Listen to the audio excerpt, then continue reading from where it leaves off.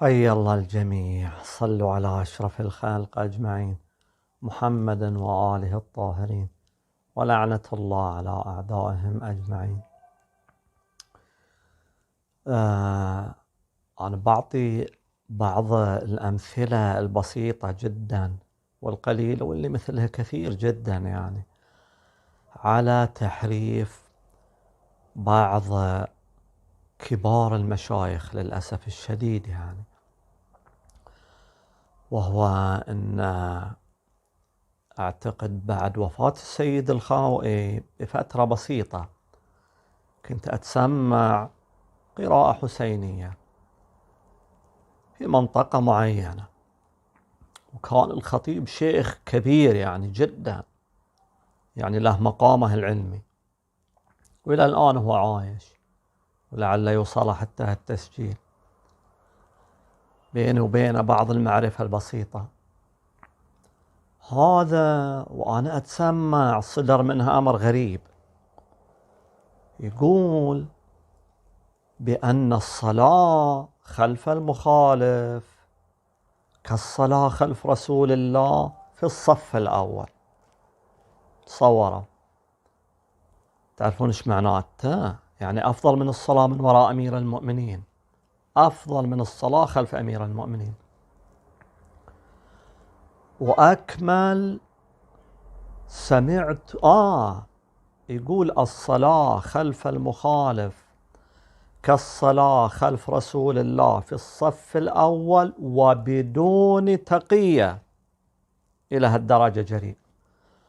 بعدها قال سمعت ذلك بإذني من السيد الخوئي، وأظن قال بإذني التي ستأكلها الدود. أبشرك كلك بياكلك الدود. أنا ما استوعبت هالأمر، ما قبلته.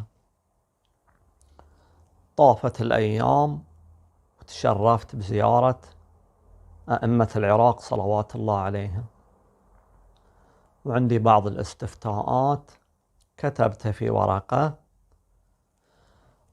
ورحت إلى بيت السيد السستاني وأعطيتها بيدي. أعطيت الاستفتاءات السيد محمد رضا ابنه، وقال لي الظاهر تعال يوم ثاني أو ثالث. زين، جيت طبعا من ضمن الاستفتاءات هالمسألة كتبت فيها بأن عندنا شيخ يعني كبير يقول أن الصلاة خلف المخالف كالصلاة خلف رسول الله في الصف الأول، وينسب الأمر للسيد الخوئي. ايش طلع رد الاستفتاء؟ لم يرد جوازها، فكيف يرد استحبابها؟ هي غير جائزة أصلا، فكيف يجد يعني يصير استحبابها؟ الآن أنا ليش شكيت بأن الشخص ذا كاذب؟ لأن مرت علي أحاديث، مر علي الحديث هذا بالفعل، بس ما في كالصلاة خلف رسول الله، فيه صلوا وراءهم، شيعوا جنائزهم، إلى آخر الحديث اللي ما أتذكره بالضبط الآن. طيب في حديث آخر لا تصلوا خلفهم، لا تشيعوا جنائزهم، مضاد له بالضبط، والحديثين صحيحين. زين، شلون نوافق بينهم؟ كيف نوافق؟ هم حديثين صحيحين، مسألة بسيطة جدا. ذاك قيل في وقت تقية، لعل يقتل اللي ما يعمل بهالأمر ويفهم هالسياق ذا اللي قرأ الحديث كامل، أسباب نزول الحديث أصلا. لذلك مهم جدا معرفة يعني ما وراء الحديث وما بعده. الحديث الثاني هو العام، هو الخط العام للأئمة، وهالشخص بنفسه، شوف اللي يخطئ مرة في مثل هالأمور ذي ويتجرأ على الله عز وجل ورسوله، مو باللي يخطئ يعني ما أقصد خطأ غير مقصود، لا أقصد خطأ مقصود. اللي يتجرأ مرة يتجرأ مرات، وتطوف الأيام وأسمع له تسجيل يسأل فيه يعني فصل لنا أو علمنا الموسيقى المحرمة من المحللة، وهذا أصلا من البداية السؤال خطأ، لأن جميع أنواع الموسيقى محرمة، ونص على ذلك أئمتنا. وأحد الأئمة صلوات الله عليهم يقول لا يأتي منها خير بأي وجه من الوجوه. زين، ايش كان جوابه حين هذا السائل يقول له بين لنا يعني الموسيقى. قال لا، ما ورد أصلا يعني موسيقى، ما ورد كلمة موسيقى، ما في كلمة موسيقى عندنا، ما جاء عندنا الغناء. شوف شلون يوهمهم ان الغناء هو اللي جاء، اما الموسيقى ما جاءت. طيب ما جاء المعازف غير الموسيقى. لغة ذاك الزمن الأصل المعازف، جاءت كلمة المزامير، المعازف، الطبول، البربط، الكوبة، الحين ذلي شلون هم بهذه الموسيقى؟ ذلي بالفعل دجالين. وإذا بنحمل مثل هالشخص على محمل يعني الخير مضطرين، فهو لا علم له ولا عنده أي نوع من العلم، وفوق ذلك يجيب علم من جيبه، لا من الله ولا من رسوله. شخص آخر له مقام كبير سألته بنفسي، هالحكي قديم يعني، قبل ما أطلب العلم، قلت له الموسيقى التصويرية اللي هي تجي يعني في الأفلام محللة أو حرام؟ يعني أنا سمعت بعض الأخذ والعطى فيها ذاك الوقت، ما بعد يكون عندي اطلاع كامل على هالأمور، وإن كان عندي لكن مو بذاك الاطلاع الكبير. فايش رأيك يعني في هالآمار؟ قال هي الظاهر مع الكلاسيكية إذا لم أكن مخطئ، قال جميع العلماء ما عندهم مشكلة فيها. يا دجال، سبحان الله. وأطلع من المسجد وأصادف شيخ ما أبي أذكر اسمه، الشيخ ذا يعني عنده تعقل في هالأمور، وسألته ايش رد علي؟ قال لا، يعني ما يصير، هذا فقط السيد السستاني يقول عنده استثناءات، يعني إذا كانت الموسيقى الكلاسيكية تعالج بالفعل وتنجي من الخطر فهي حلال تحل حق هالشخص فقط، بينما أن ذاك قال لي التصويرية والكلاسيكية محللة عند جميع المراجع. وطبعا تبينت هالأمر فيما بعد وعرفت دجل هالدجال. أنا الآن في هالتسجيل أو ربما تسجيلات ثانية راح أذكر مثل هالمواقف، الهدف منها تحذير المؤمنين، ما عندي هدف آخر، وهذا الله فوق راسي، تحذير المؤمنين من مثل هالأمور. وما راح أذكر أسماء، لكن والله أن تعرض لأحد منهم وحاول يتفلسف راح أذكر بالأسماء. ما راح نقبل تهديم قواعد ديننا من أجل أناس يعني مطامعهم أوضح من عين الشمس. شخص آخر يقام له ويقعد، والله الله الله ايش كبر حجمه. أقول في بدايات عمري في العشرينات تقريبا، أقول له شيخنا المسلخ الفلاني طلع عليه بعض الكلام بأن ما يذبح البعير بالطريقة الشرعية المعروفة. البعير له طريقة خاصة وهي الظاهر الطعم بعدين النحر، وهذا الطريقة ذي الأفضل لسرعة موته. انزين، تعرفون شو الرد اللي رده؟ وبغضب طبعا، كل المسلمين تذبح عنده، الحين انت تقعد تسوي لنا هالحكي؟ الحين يا مؤمنين هذا رد شيخ أو عالم؟ صارت الحجة جميع المسلمين. شلون ذا يعني؟ كيف هالرد يعني؟ أنا ما أدري أن المسلمين يذبحون عنده. كان جلست مريت وياه وما جيت أسأل أصلا. زين. وفي موقف آخر ينقلون نقل عن شخص ثقة وعالم كبير، يقول هو حاضر يمه، جاية من أجل يرشح له أحد، يزكي له يعني على ما يبدو أحد الفقراء المحتاجين بالفعل. يعني قبل ما يكلم عن هالمسألة، الشخص هذا العالم اللي أنا الحين أتكلم عنه، اللي أقول كل العالم تذبح في المسلخ إلا أنت، يقول والله هذا جاتني المبالغ الفلانية، هو يستلم أخماس يعني وكذا، وأنا مبتلش فيها، وجاني واحد وقال يبي يفرش الظاهر مسجد ويبي له بعض المكيفات وما شابه، يقولوا عطاه ما أدري 200 أو 300 أو 400 ألف. زين، خلاص قال لا طيب شيخ، يعني هنا رجال كذا ومحتاج وذا، وممكن انه يجيك يعني تساعده.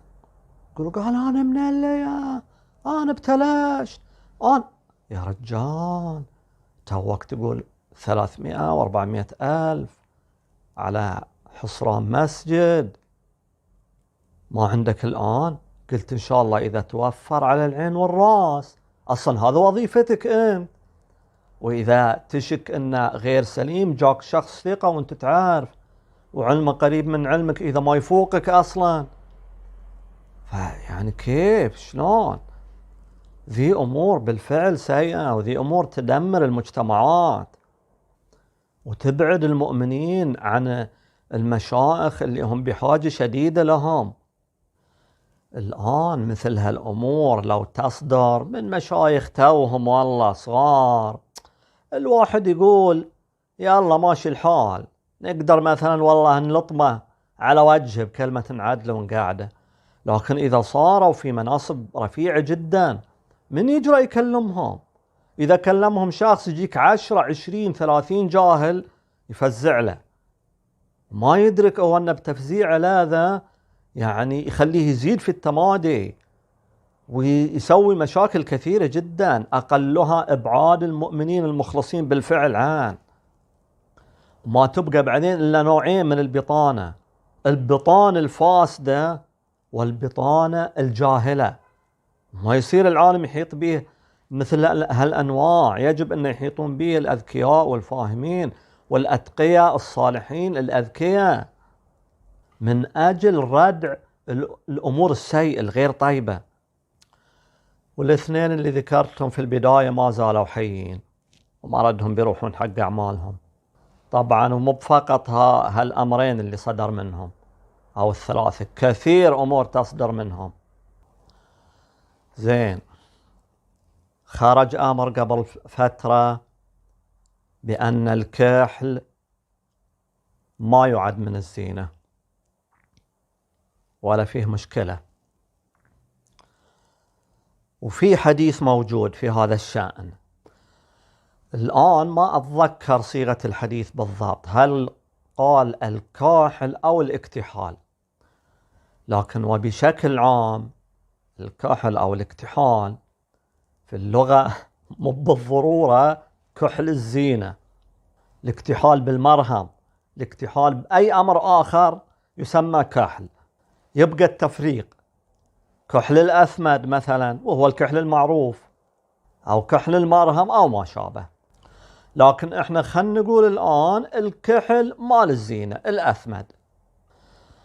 وطبعا هذا الكحل ما نتج منه الكحل بروحه، الكحل ذا قاموا يحطونه وبعدها بفترة وجيزة جدا قامت تطلع القذلة وياه، قام نحط القليل من الحمرة، القليل من ما أدري شو اسمه اللي في الخدود، وهذا انتم تشوفون بعيونكم.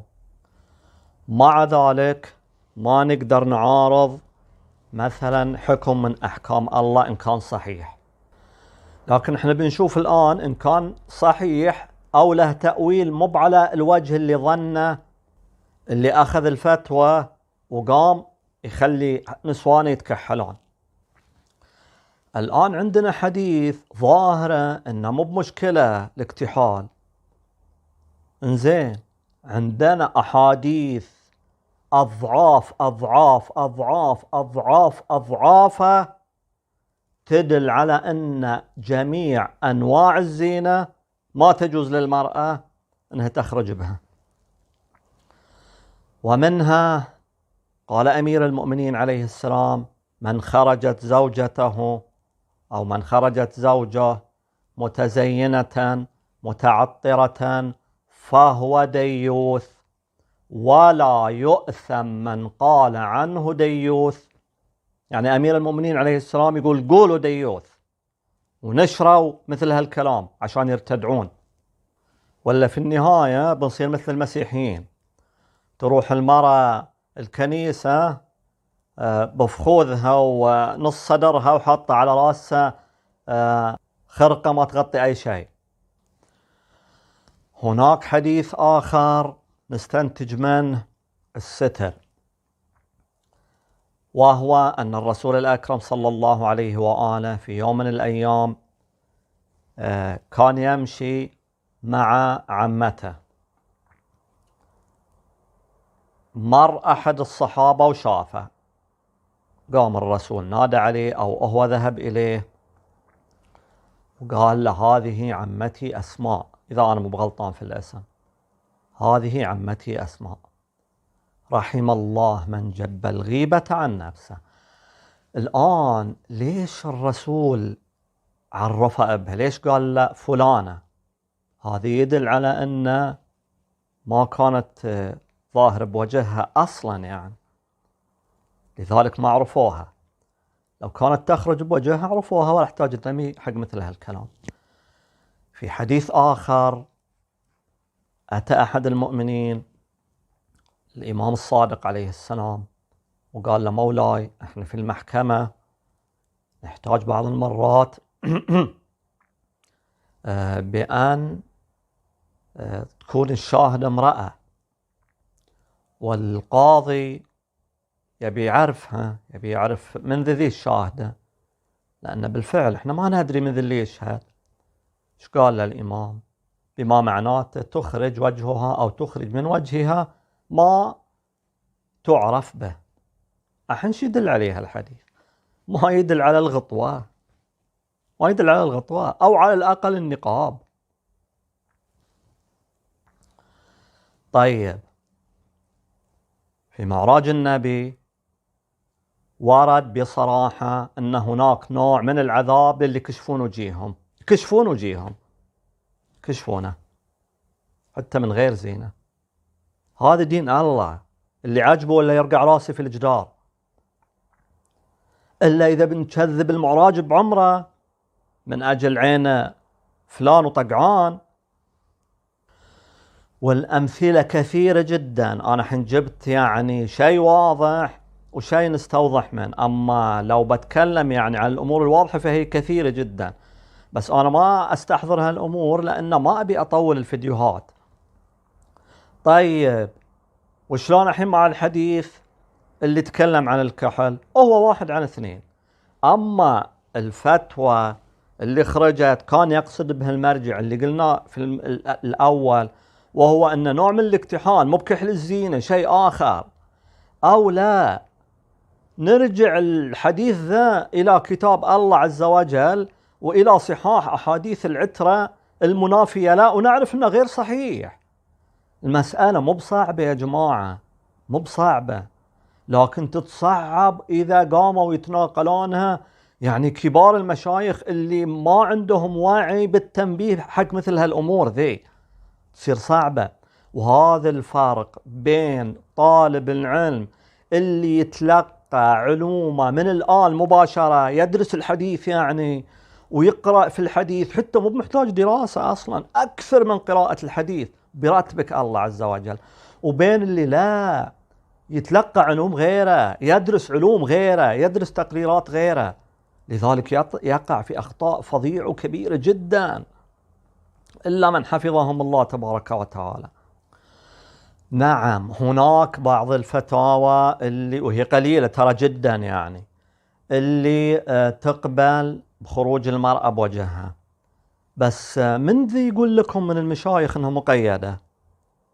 أندر يعني اللي يقول الإمام أندر من الكبريت الأحمر، لها قيود كثيرة، منها بأنها ما تكون جميلة، منها بأنها ما تكون واضعة زينة، منها بأن تكون غير ملفتة للنظر. ما تجد من يتكلم عن هالأمور.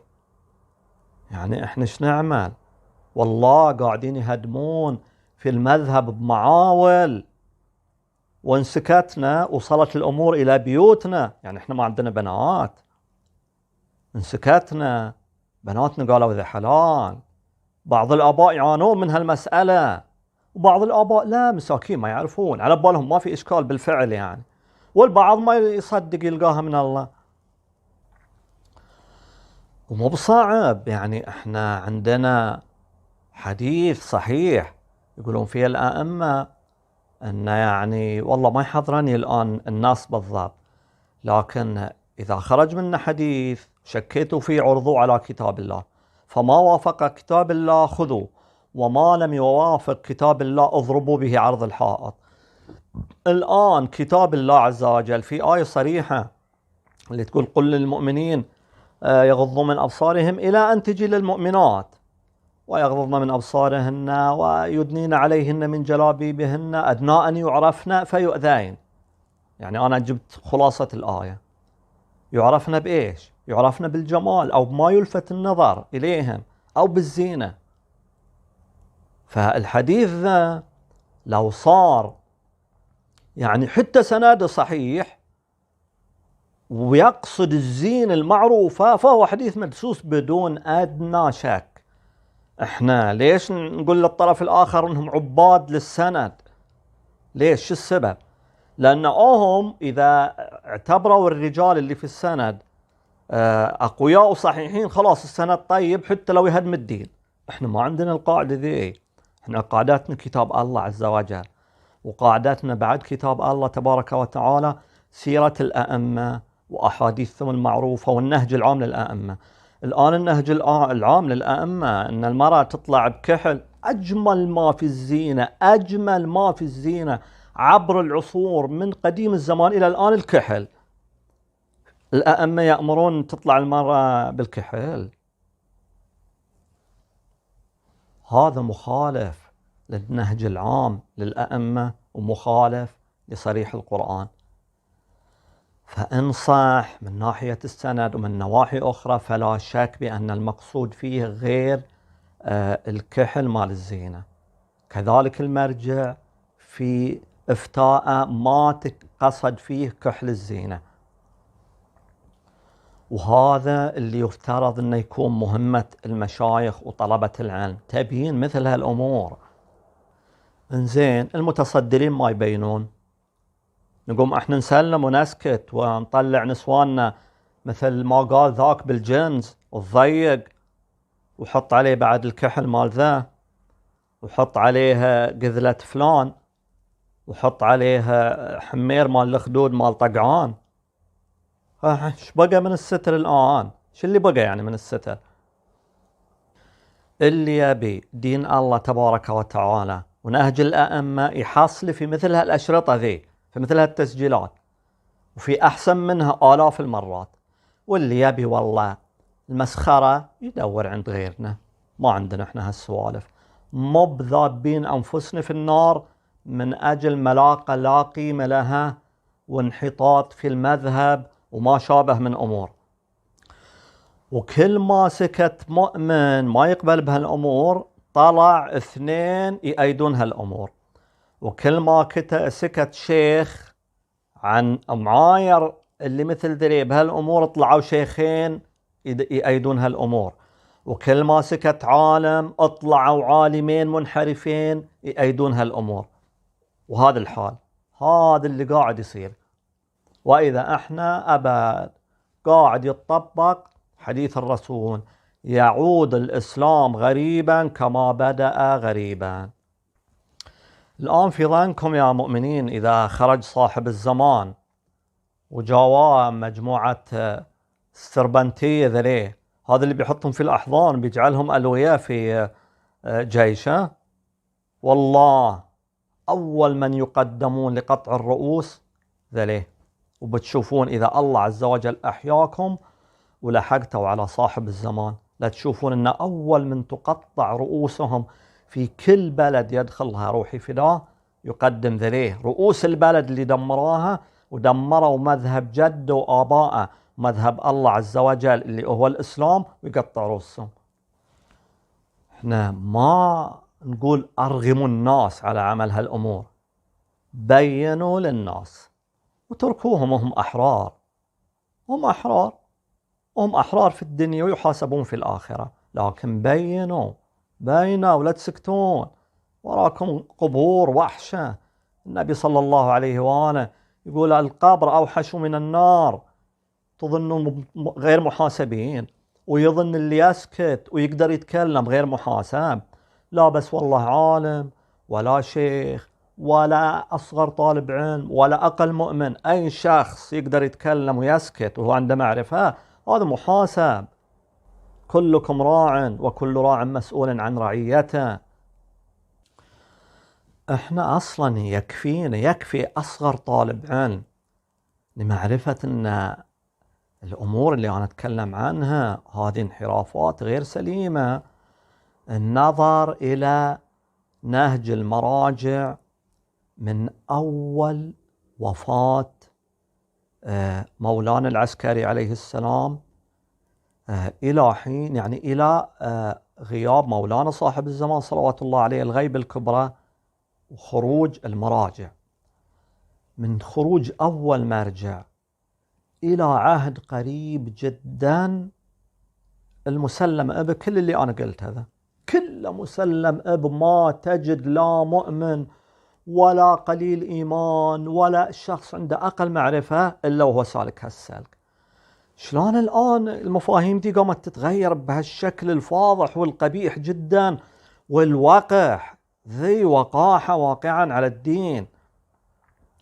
السبب سكوت المؤمنين فقط، مو بالسبب المراجع.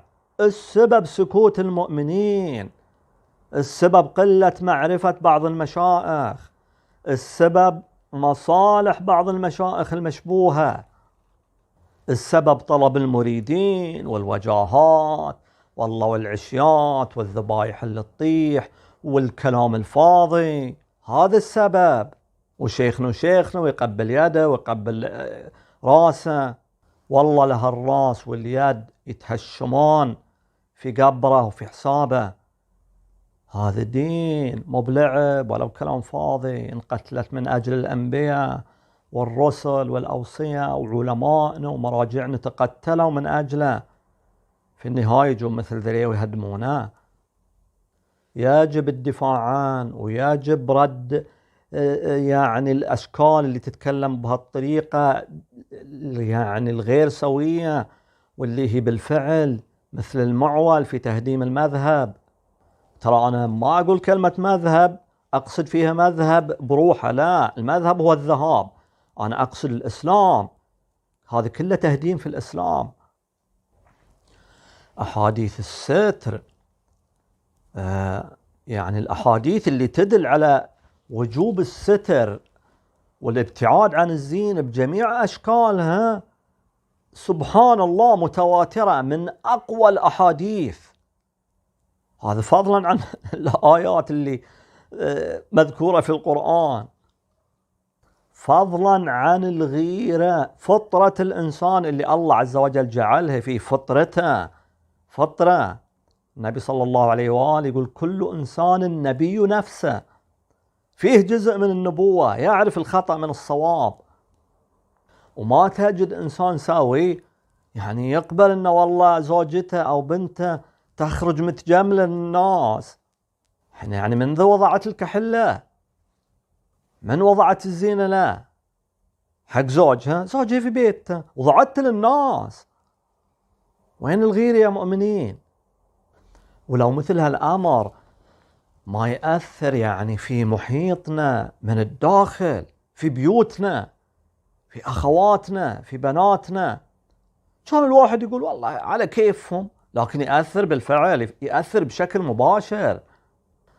وعلى كل حال مثل تبيين هالأمور هي وظيفة كل مؤمن، فضلا عن طالب العلم أو اللي يدعي العلم أو اللي البعض يشوفه يعني شيخ. حتى اللي يشوفونه شيخ وهو مو بشيخ أصلا، وهو ملزم الآن، ملزم أنه يبين. وين حديث الزهراء صلوات الله عليها، واللي كان يقال بكثرة في بداية حياتي قبل هالمصايب اللي نشوفها ذي، اللي يسألها الرسول صلى الله عليه وآله: ما أحسن ما للمرأة؟ قالت: أن لا ترى الرجل ولا الرجل يراها. مرة واحدة، هذا الأفضل لها والأحسن. ما نقول يعني لا تروح ولا تجي، احنا نقول هذا الأفضل لها، وذي إشارات واضحة جدا. فما بالك هالمرة حين تخرج بزينة، زينة نصوا على حرمته وانتهت السالفة، نقعد احنا نغير نصوص. يعني حتى والله الواحد ما يقدر يقول انت بتغير في هالامر وتصير مثلا مخالف سني. حتى السنة ما يقبلون بهالامر. انت ايش بتصير يعني؟ اي اتجاه قاعد تتجه له؟ انت كمؤمن يجب عليك ان تكون واعي. انا اتكلم الان عن اللي يتكلمون في الدين، يعني اللي يبينون للناس واللي يفترض انهم يبينون للناس. شلون ما في وعي الى هالدرجة؟ ما نتلقى الامور بس تلقي كذا. يجب على طالب العلم معرفة العلم، معرفة الاحاديث. العلم كله شنو هو؟ شو العلم اصلا؟ شو العلم؟ العلم القرآن والحديث، وتعلم ما يجعلك تفهم القرآن والحديث، مثل اللغة العربية وما شابه من أمور لابد منها. هذا العلم كله. وخلاصته شنو؟ بذله. زكاة العلم بذله. أحيانا بدل ما أبذل علوم الله عز وجل ورسوله وآل رسوله، أبذل ما يناهضهم. ايش بلاقي الله عز وجل أبه؟ أحاديث وآيات كثيرة. الأحاديث لا تعد ولا تحصى في الجوانب اللي أنا أتكلم عنها بشكل عام، سواء فيها الفيديو أو اللي قبله أو اللي بعده، كثيرة جدا وصحيحة ومتواترة. فما في عذر للإنسان يقول ما أعرف. سكوت المؤمنين قام يجرأ مثل هالمشايخ ذري على الله عز وجل وعلى رسوله وعلى تهديم الستر وتهديم الدين وتهديم أمور كثيرة جدا، وهم يهدمون أما بسبب جهل أو بسبب أطماع بدون أي شك يعني. وفي الحالتين هو تهديم ما يصح السكوت فيه.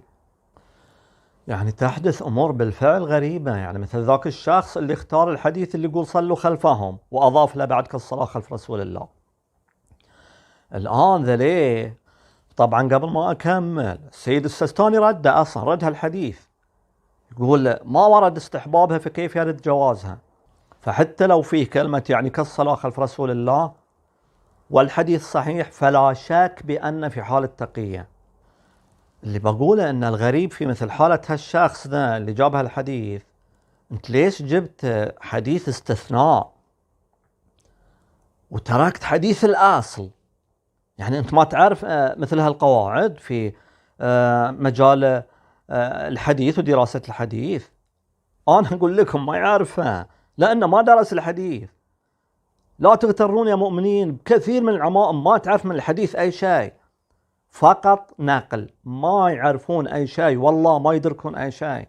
وإلا كيف تصدر منهم مثل يعني هالأمور اللي ما تصدر حتى من المبتدئ في علم الحديث، ولا من المبتدئ الدارس، من المبتدئ القارئ كثير القراءة، والله ما تصدر منه إلا إذا صار صاحب يعني مطامع مثل صاحبنا ذا.